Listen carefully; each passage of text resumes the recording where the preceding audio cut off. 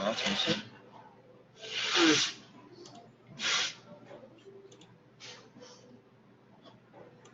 Jason? Yes. Hello. Can you hear me? Yeah, I can hear you very well. Would you please share your screen? Yes. Can you see my screen? No. Yes. Okay. So I will start this seminar. Okay.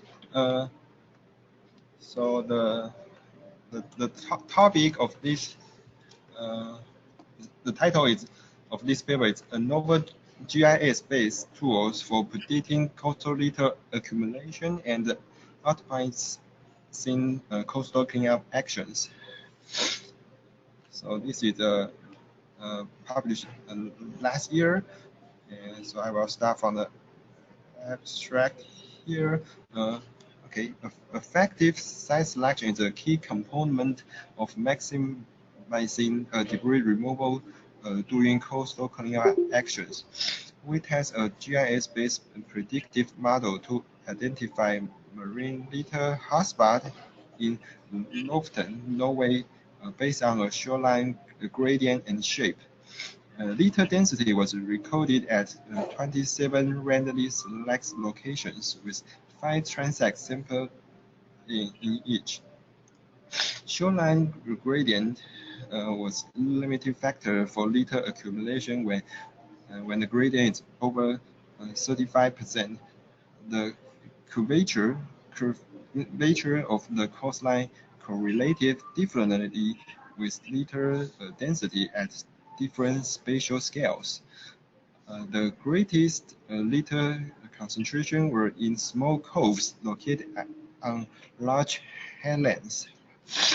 Parsimonious model scoring site on a scale of 1 to 5 based on the shoreline slope and shape had the highest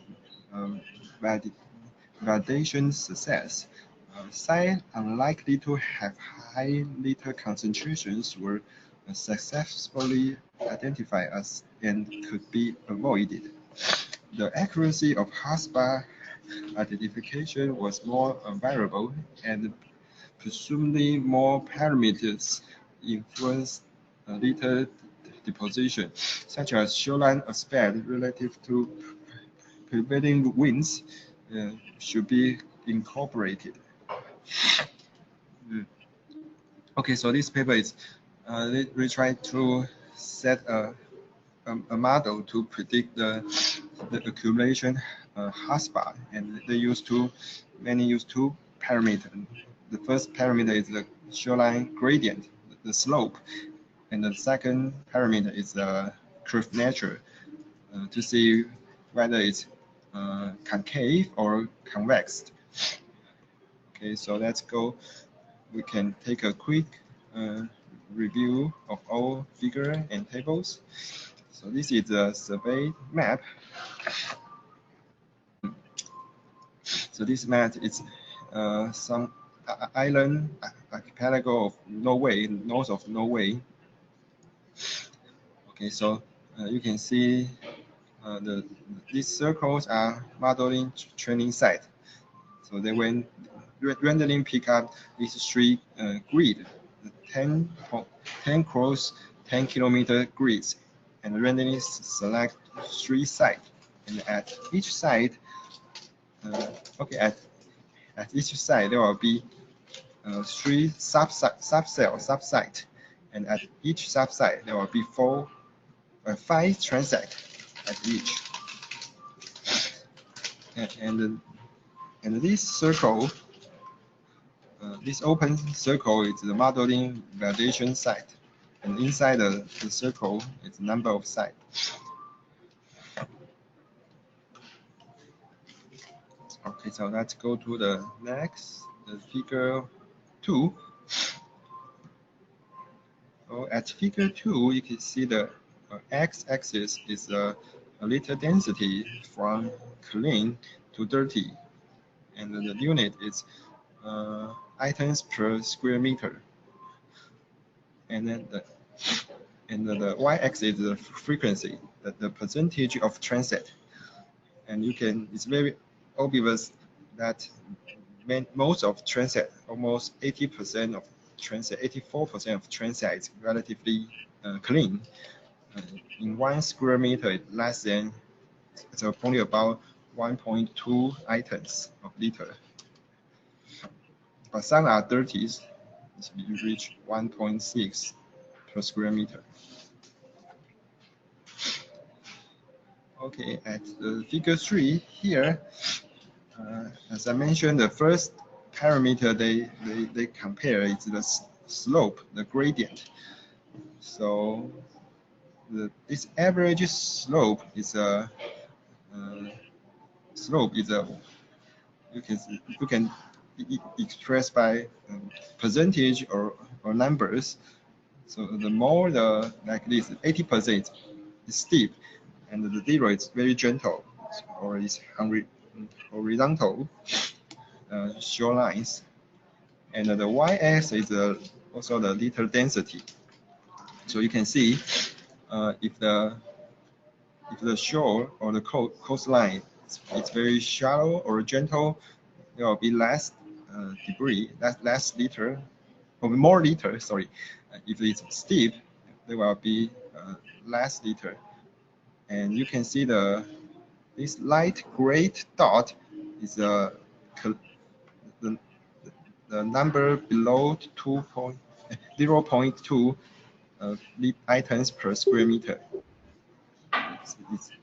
It's related to the figure 2. This one, the 84% of the transit is it's clean transit, and most of those clean transit, it's relatively shallow or gentle. And but some dirty, you can see there's a cutoff or a threshold slope here, and it's 34.36%. So if the slope reach this height, there will be less litter. There's only one transit. It's dirty in its steeper coastline. And let's go to figure 4. So let's go to the first figure of figure 4, the upper left figure. So the x-axis is whether it's about the curve nature. Sorry, curve nature is whether the coast is convex or concave. So convex means it's shaped like a headland. Concave means it's an inlet, or it's a cave, a cove. So and the y-axis is also the litter density. And then there are 6 different figures here. Each figure means different scales, because convex and concave, it's a matter of scale.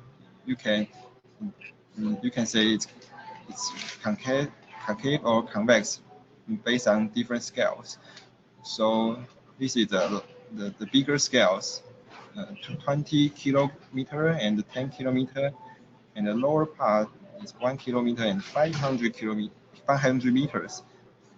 And the most smaller scales is 100 meter and 100 meters. And so you can see there are different trends. For the bigger scales, if the transit is located on a convex coastline, there will be more dirty, more litters based on 20 kilometer and 10 kilometer. So you can say the trend is increasing if the coastline, the curve nature is convex.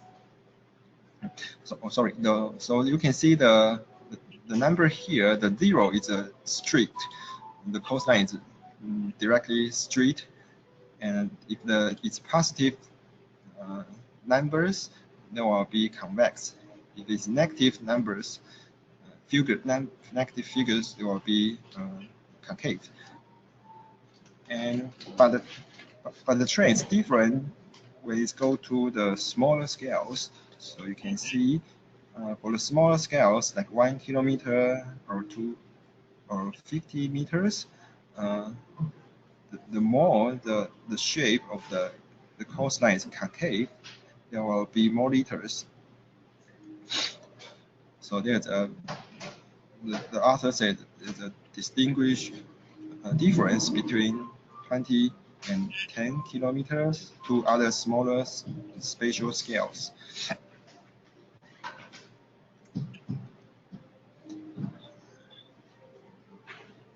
Okay, so here they introduce two different predicting models for predicting the density or the accumulation score based on the field survey data. So I can explain these two formula later. Okay, so the next figure here, figure 5, it's about the substrate.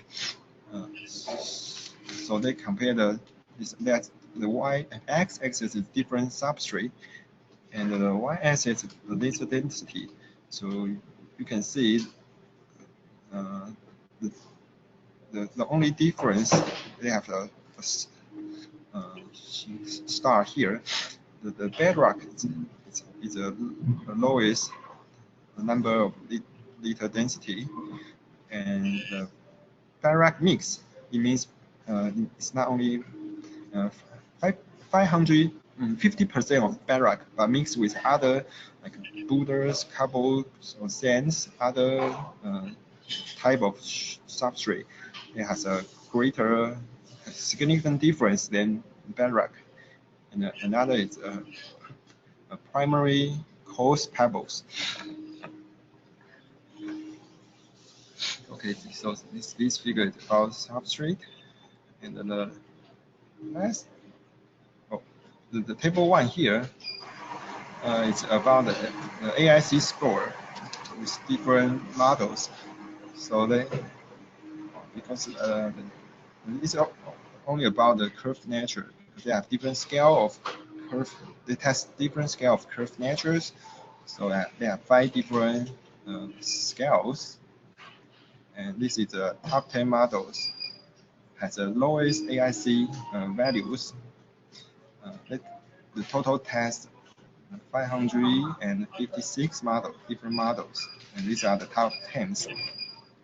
And the top 1 is very interesting. You can see it's ranked by the ranking. You can see the first one is the biggest curvature, the biggest scales. So it's 20 kilometers, and the second is 10, and 1 and 150 meters. The smallest least scales, and this model is just with the smallest AIC values. Means this one is the best value of the all models. So, and they use that the model to test the training data and the validation data. And the model will produce a score, the accumulation, the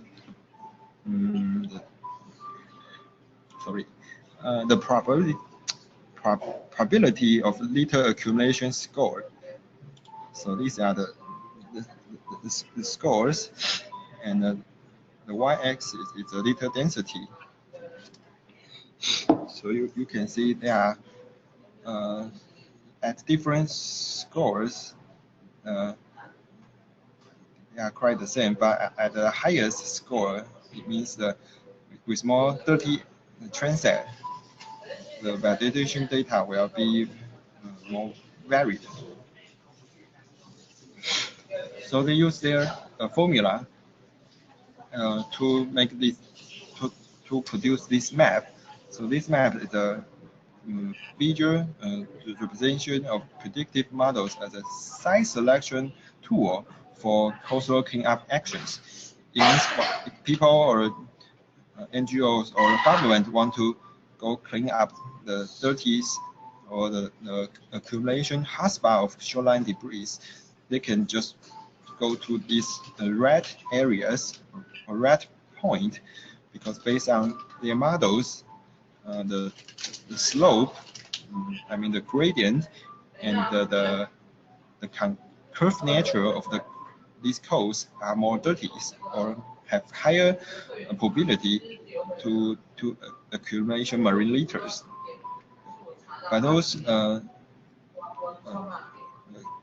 those blue or green areas, they might be less litter, or the probability of accumulation is less. Okay, so these are all the figure and tables. Sorry, do you have any questions?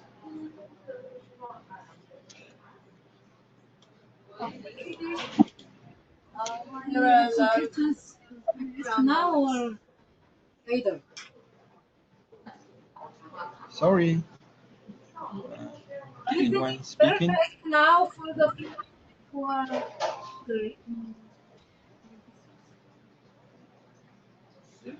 I can hear you.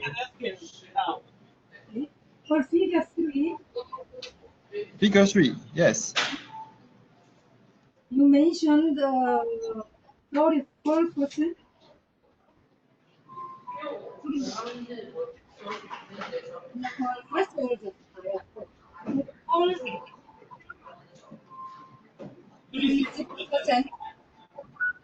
I Sorry. forgot this number.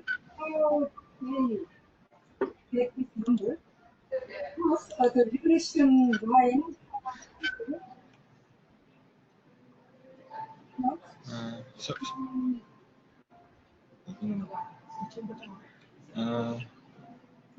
Sorry, I cannot understand your questions.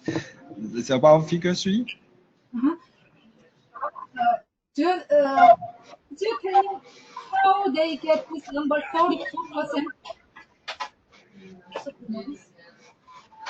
You mean how they get the slope numbers? In the text, the author mentioned, they get the number with 0.2x 6%. It means, and they included low density number. So I guess they get the number. They press a line with dark color. This is exponential distribution, and they get the x axis.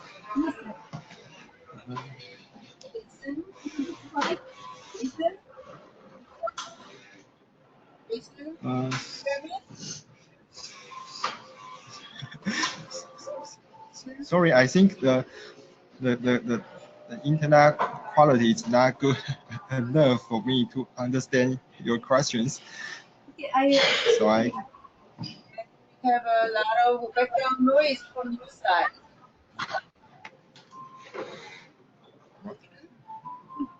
Sorry.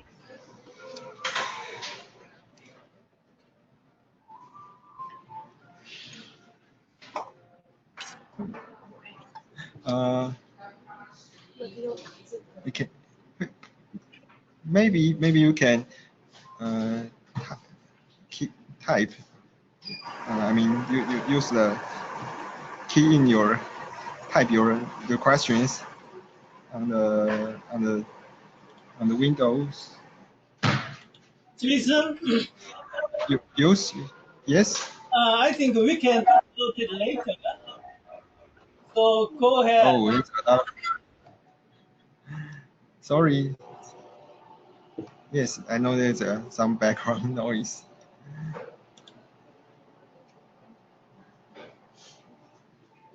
Let's get back to the introduction. So let me just keep going.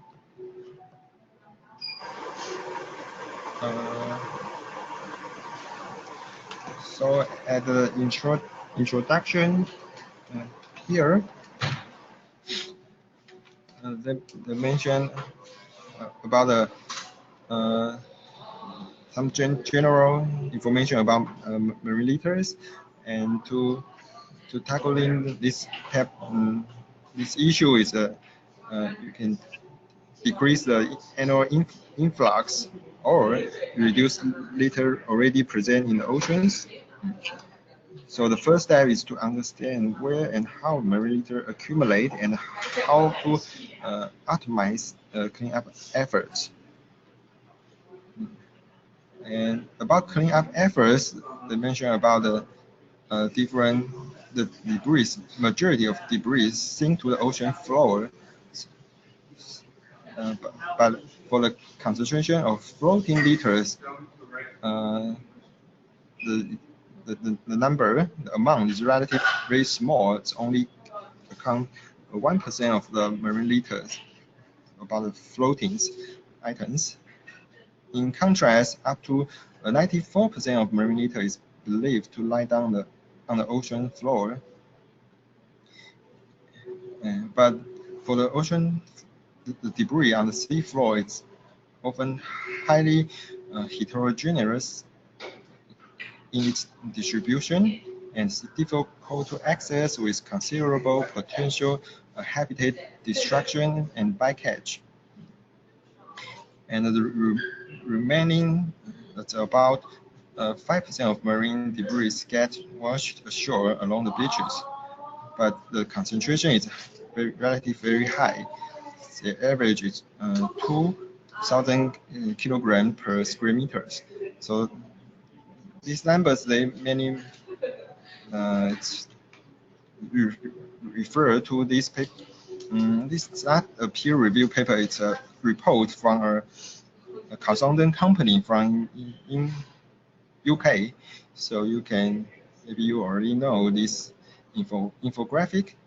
It's mentioned about the input and the transport or the fate of at the right part here. So you can see the beaches only take 5% of total ocean or marine litters, but the concentration is very high. It's the highest compared to ocean surface and seafloors. Okay, so they think the cleanup is very important because it's a relative cost-effective and a gentle method. And removing beach marine litter, it's also a very effective way to mitigation because it can prevent the debris go back to the ocean again or and break into small pieces. And they also mention about some other scientists to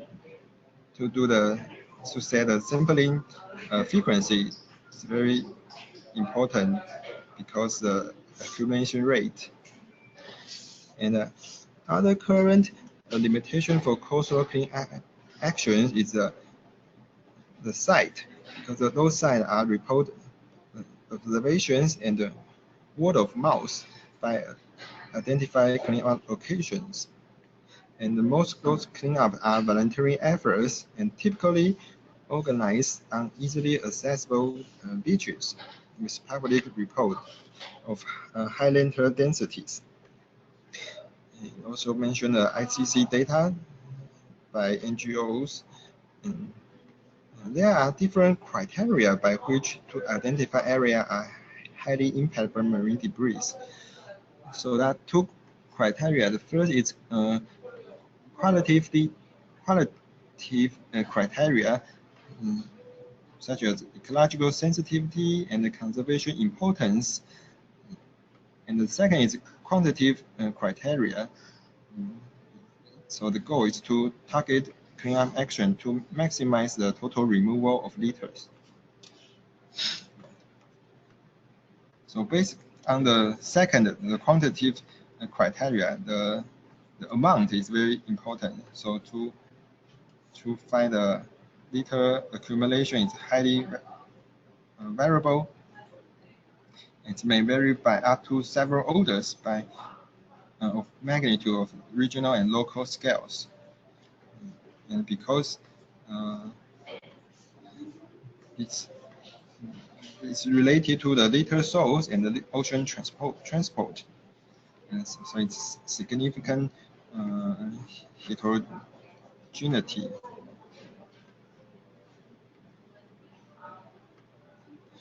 So the efficiency and the impact of voluntary coastal actions can therefore be improved by the sex selection process. So their goal at the end of this page, their goal is to create a planning tools to guide site selection to optimize coastal cleanup actions based on quantity of litters. So there are three main objects here. First one is determine if there's a threshold after shore gradient become a limiting factor in litter deposition.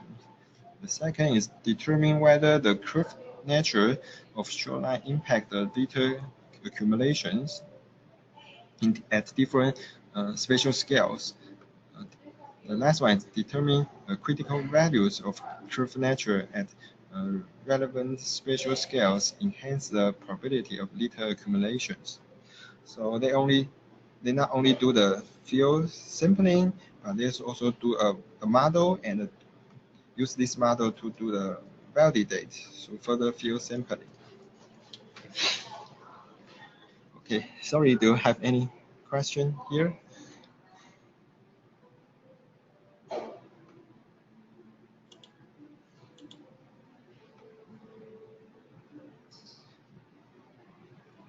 No?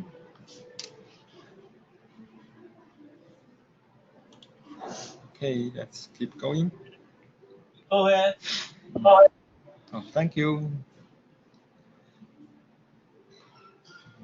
So I think I can, about the field sampling, so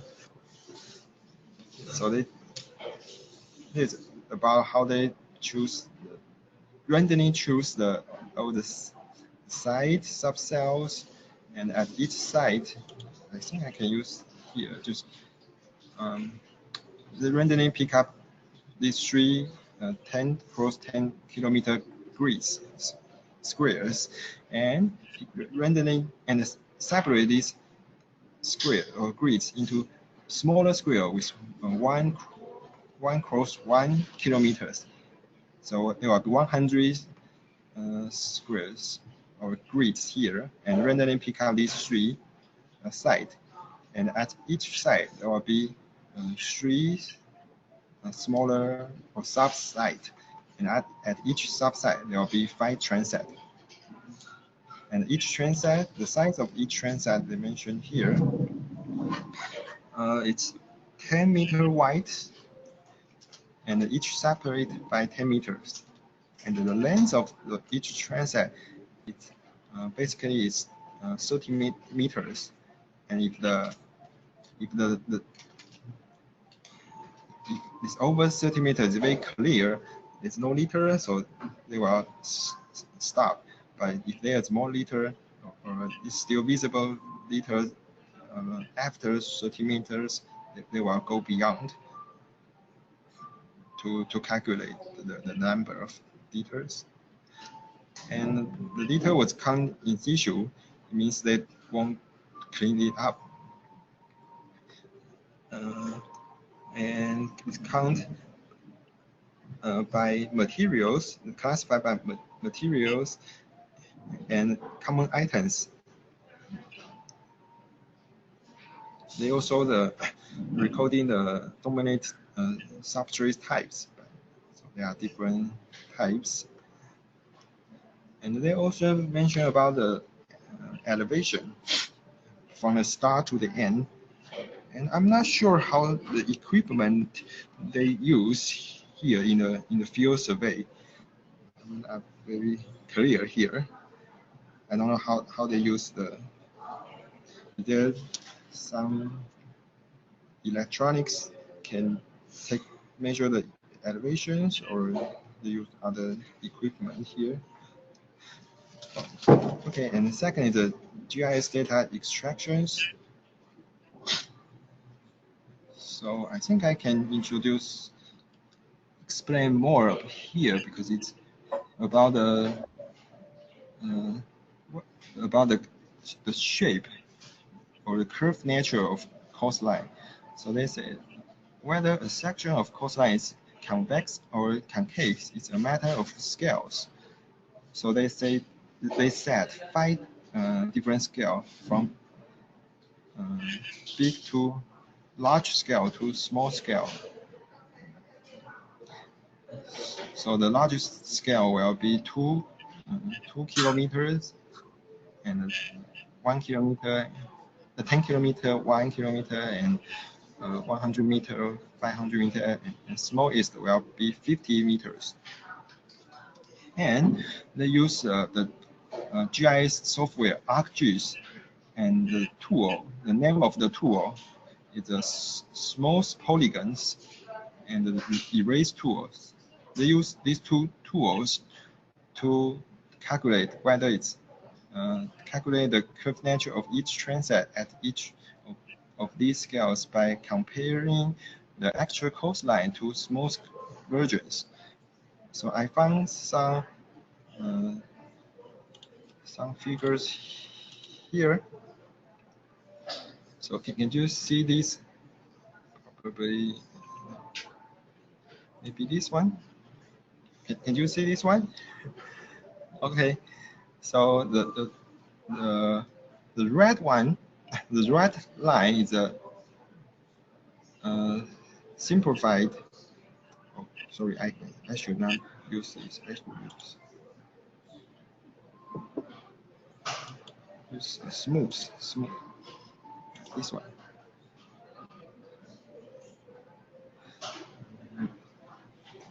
Okay. So you can see the blue one is original. So you can see, you can imagine there are 4 different islands with this blue line. 5 different small islands. And if you use the smoothed tools, there will be a more smoothly red line here. So if the blue area is over the red area, it will be convex. So because it means it's a headland. And if the blue line is inside of the red lines, it means it's a cave or concave area. So they can measure the length of the blue line, the length of the blue line over the red line, or the length of the blue line inside of the red lines, so that you can have a ratio to about the coastline. So if the scale is very small, if the scale is only from here to here, so it's a concave area because it's small. It's all inside the red line. But compared to bigger scales, probably this area will be a convex area because it's a headland. So they basically use some tools inside the ArcGIS software to calculate the curved nature, curvatures. So these are more explanation here about the. So they simplify the ratio. So if the number is the negative values indicate a concave coastline, and the positive values means convex coastlines. So the greater the absolute values, the higher the degree of curvatures. So can you understand how they calculate the shape? Okay.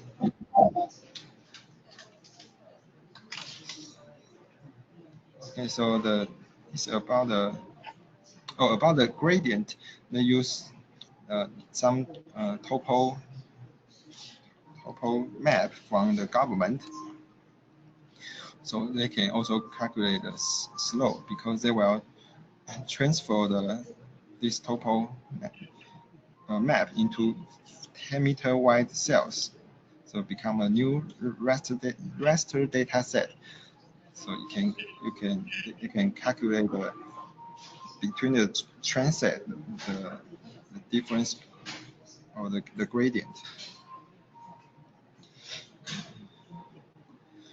Okay, so about the statistical analysis, use GLM to compare the gradient, and use AIC and GLM to calculate the shoreline curvatures.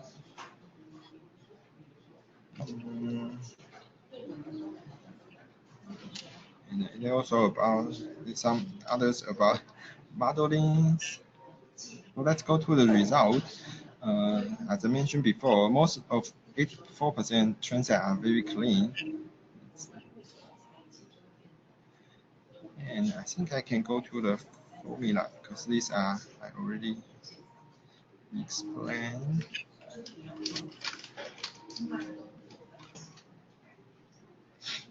Here.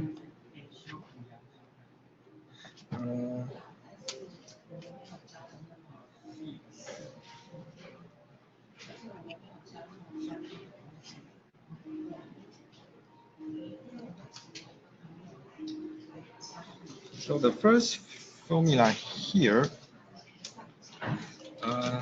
the formula, the purpose of this formula is try to predict the litter density. So if one transit or one site, the slope is bigger than 35%, then I will say that the items of the number of litter items will be 0 and be very low. But if the slope is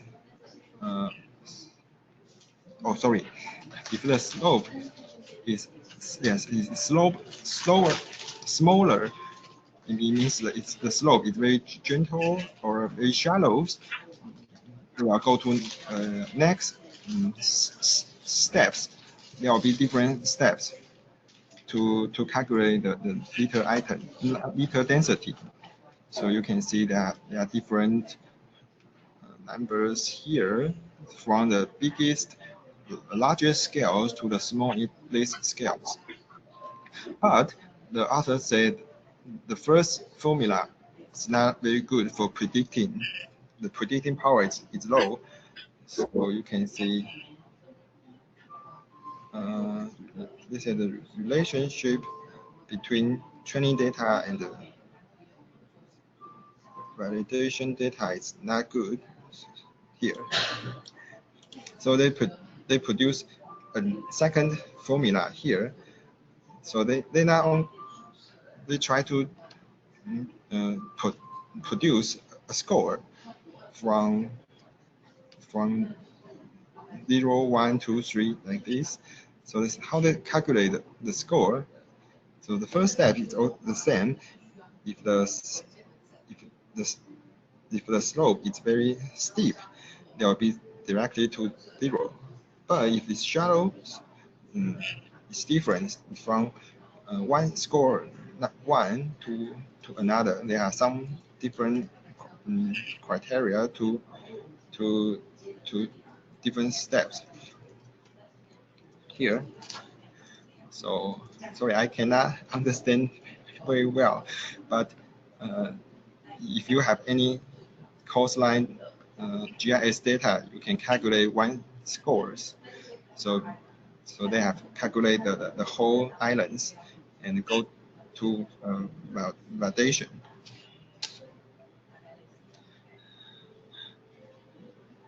Okay, so about discussion part, they still mention about the importance of selecting site, and they say the first, I mean about the slope is very important because over 80% of trains is relatively very clean, based on the index created by other scientists, but some of the sites are high density areas. It can be extremely dirty according to this index. So they think the slope can be a very good tools in this kind of areas.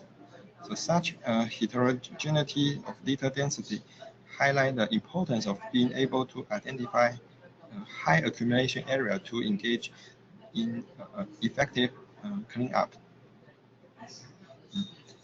And cleanup actions are often conducted at popular coastline destinations such as sandy beaches or other tourist attractions and trails frequented by locals.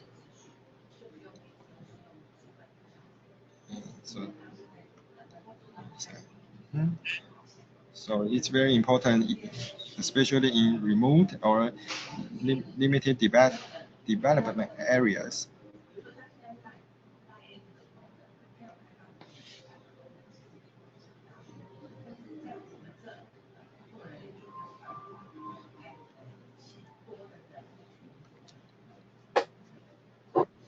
Okay, so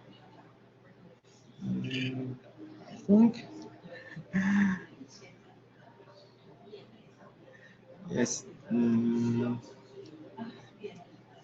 I'm not very sure how they do the validation and how the relationship with the score and the data density. So if you have any comment or ideas, please share with me and others.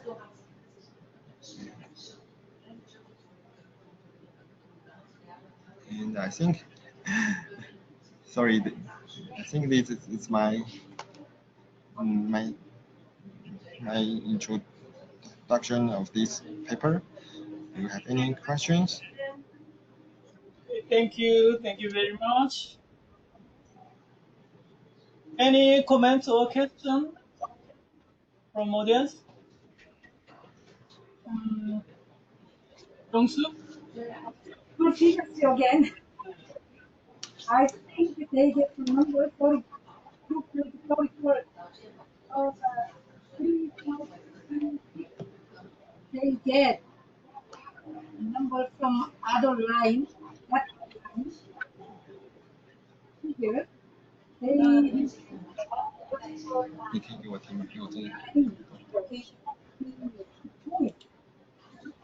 yeah, they get this line and get so they get this number. Maybe. And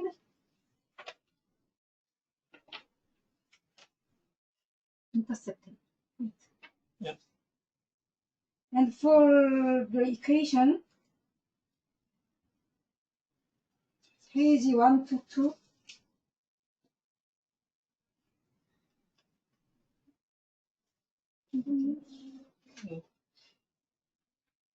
Can you hear me, Jason? Yeah, he can hear you. He turned off his microphone because of background noise. Okay. For the equation, yes. the density, they get the density. Sorry, I.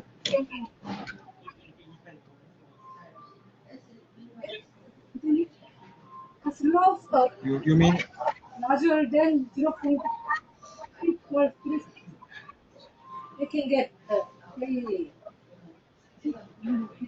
so, and others. It means exponential E and the equation is on the upper side, minus 2.77 minus 0.06 x1 means curvature for 20 kilometers plus 0.2272 x2 for 10 kilometers minus 0.2433 x1 to 3 for 1 kilometer plus 1.1643 x4 minus 3.3388 x5. It's like a linear equation, but the linear equation just go to the up because they guessed it follow the exponential distribution. The text explained. So they learned AIC model. It's the similar procedure. It's just a GLM model. Just they use the exponential distribution. So it's just they can get one number for each culture, right? So it's confusing because plus minus plus plus minus plus minus plus minus. But we just put the minus plus minus goes to the minus. Plus is plus and plus minus is minus, right? Yeah. So they can get one little density. So and they get 64 combination because but I'm confusing it. In table 1 they used to 246 models, and on the text they mentioned 64 models. And if we get 6 variables, 20 kilometer, 10 kilometer, 1 kilometer, 100 kilometer, 100 meter, 50 meter, and one more. We have 6, and the 6 factorial is 720, and divide 2 is 360, right? So we can get 360 combination, but I think they choose from 360 combination. From this number, they get 64. But here on the table, they mentioned 256 for AIC model. It's my question.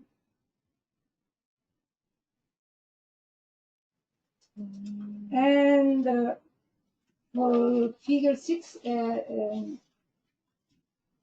model validation, on page 120, they mentioned about the validation of the model.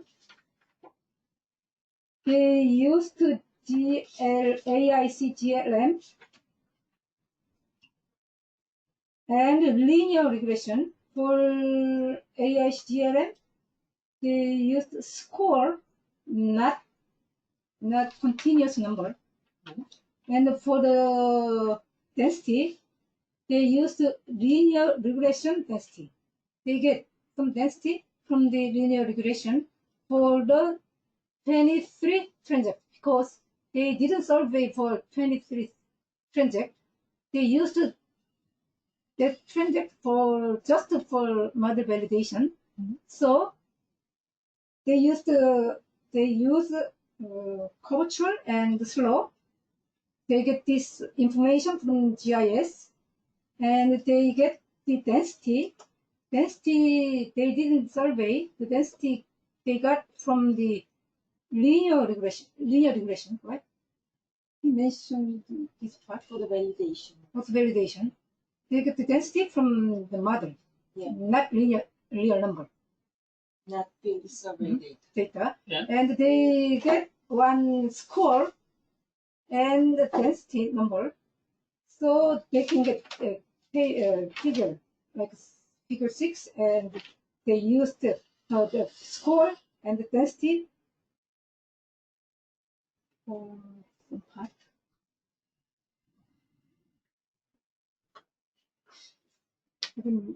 prediction pad was 3.5%.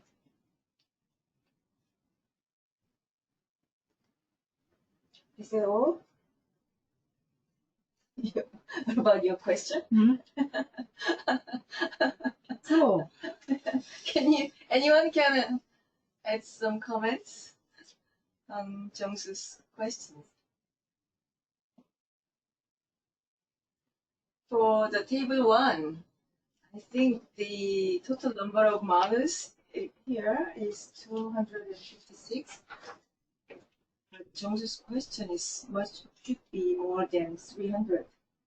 I think the reason why is in the contents of the table, you can see sometimes 5 scales, sometimes 4 scales of each case. So not every 6 cases are included in this model. So for example, for the first case, there are no case of 500-meter flooding line. The second case, there is no 500 and 100 kilometers. I think that's the reason. I'm not sure.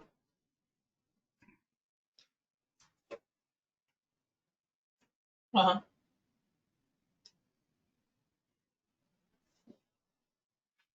I think that's a reasonable assumption.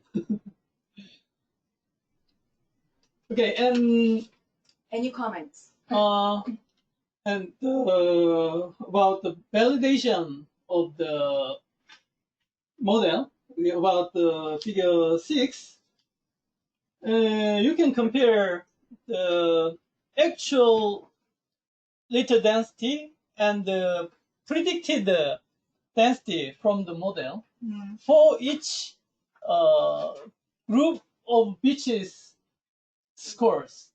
So if the group of beaches have a score of 5, there would be more debris on the beach in actual survey, and the model prediction would be produce a good predictability of the model. So you can get the R-square or other numbers for validation of the model. my question is, they get this, my explanation is, they get the score from the AI's model. Yeah. For 64.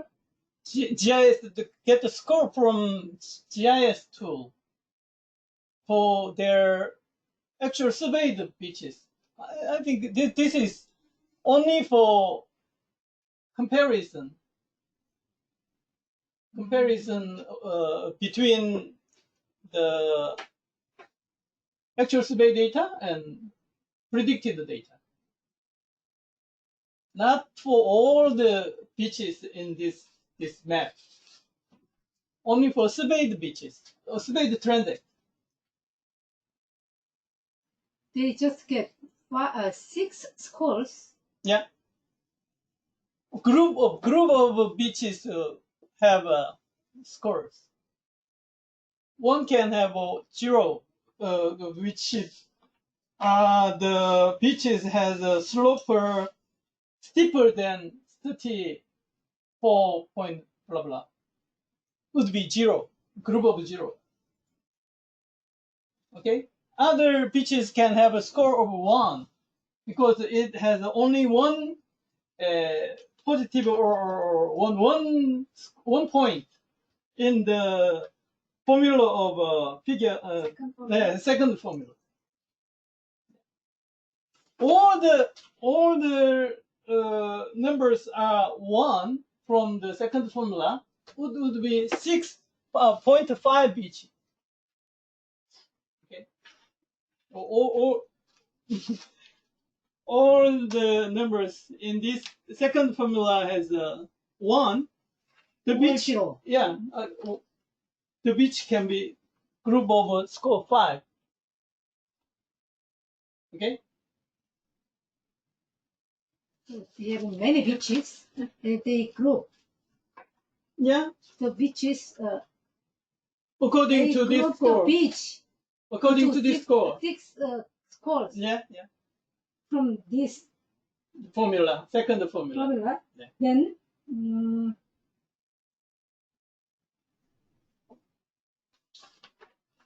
they Okay. Any other comments or questions? I think this is very interesting paper when you think about the effectiveness of existing marine beach litter management. So this paper emphasizes that part a lot, and they consider two factors, actually three factors: curvature, slope, and substrate. Mm-hmm. There are a lot more variables or factors to affect the existence of beach litter. But in this case, Norway has clean beaches. So to remove clean beaches from target management is important for them, I think. And in this context, this paper is closely related to our rapid assessment. And in our case, we developed an index as well.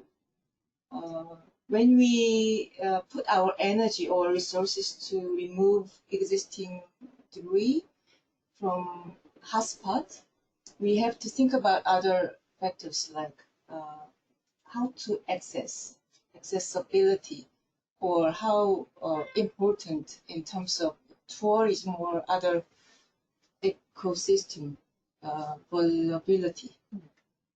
So this paper says it is very preliminary result, and I agree. And more factors should be tested like this for better decision making for managers. Yeah. And for me, most interesting part of the modeling was they considered the relative curvature. Yeah, curvature in a relative scale. Yeah.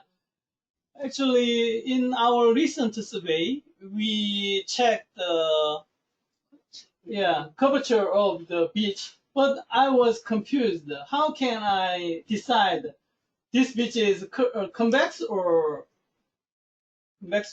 concave? Yeah. There is a dependent on the scale of the beach length. Yeah, but they provided some useful solution or useful information about how can we consider relativity of the curvature of the beach. And the strength of this paper is, I think, in discussion part. They only considered only two factors, slope and curvature, but they discussed other factors can affect the accumulation or quantity of debris, like input, source, and the beach aspect, wind direction, and seasonality, and the characteristics of deposition of the plastic, or like these kind of factors can affect the quantity of debris on beaches.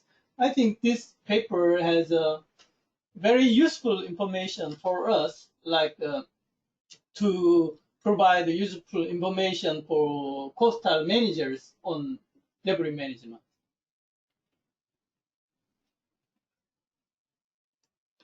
They mentioned they compared the effectiveness of their model with the drone or aircraft Remote sensing. remote sensing Yeah. data set.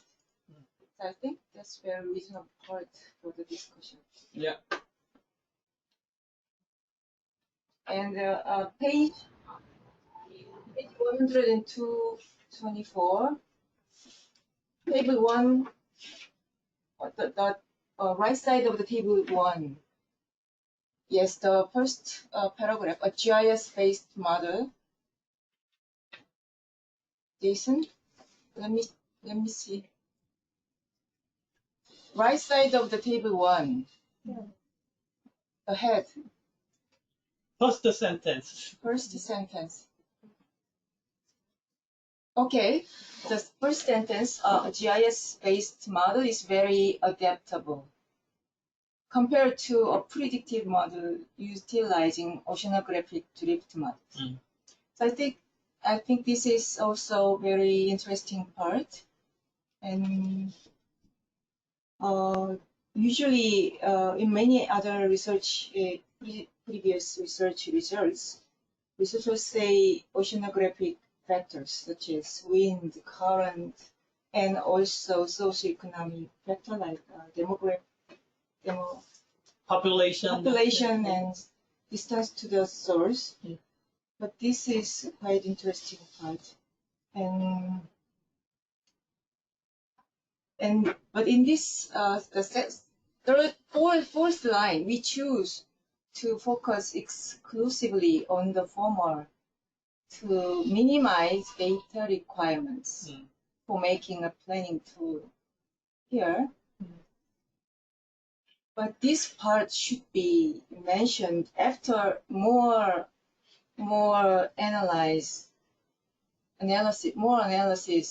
using various factors, not in this context. That's my point. Okay. Any other comments or question? Thank you. Yeah, thank you for providing this important idea and discussion. And actually, this paper reminds me the gradient of the seafloor, because this is another paper. It discusses the physical process of the marine litter, and on the shoreline area here, they mention about the stock drift.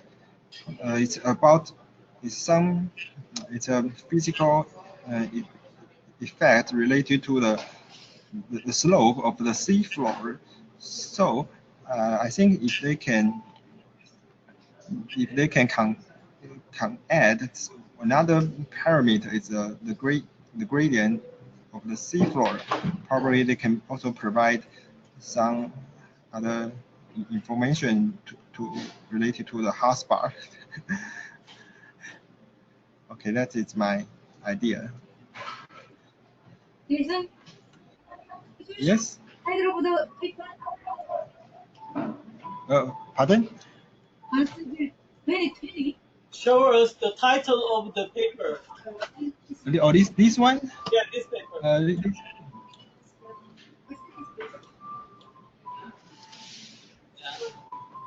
Physical oceanography of the transport of water. Okay, thank you very much. Thank you.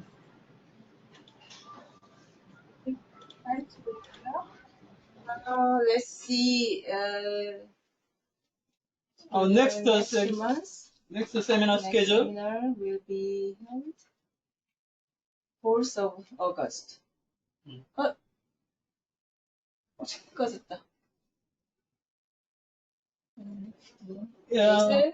Jason, our next schedule. Yes?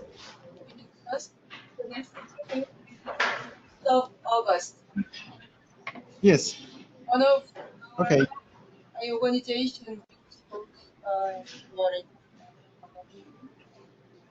very much for choosing this interesting paper, Jason. Thank you. And I'll see you guys next time. Thank you. Thank you. Bye bye. Bye bye. Bye bye. 8月4号吧。 Bye bye. 拜拜。 김홍편님이 누구신지는 아직도 확인은 안 됐네요. 우리 서 대표님 대표님이실 것 같은데. 타이핑들이 갑자기 핸드폰에 지오 실무에서 많이 시스템 네. 오셨다. 끄겠습니다. 수고하셨습니다.